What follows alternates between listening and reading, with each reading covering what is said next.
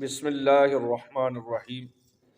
آج کا سوال یہ ہے کہ کیا قے کرنے سے، الٹی کرنے سے روزہ ٹوٹ جاتا ہے یا روزہ نہیں ٹوٹتا؟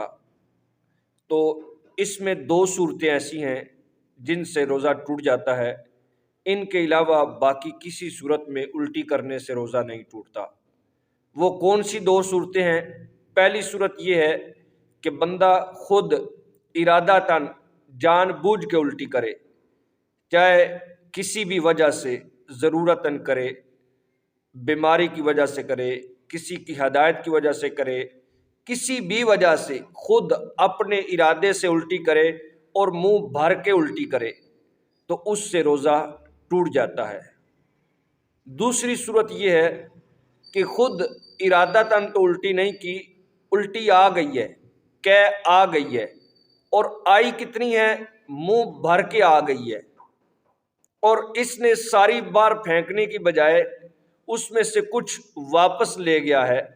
اگر چنے کی مقدار بھی منہ میں آئی، قے کو، الٹی کو واپس لے گیا تو اس سے بھی روزہ ٹوٹ جائے گا۔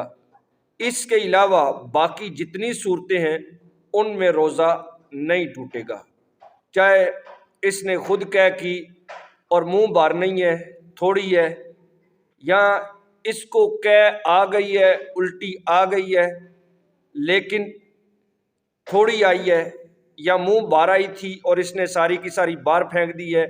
ان سب صورتوں میں روزہ نہیں ٹوٹے گا۔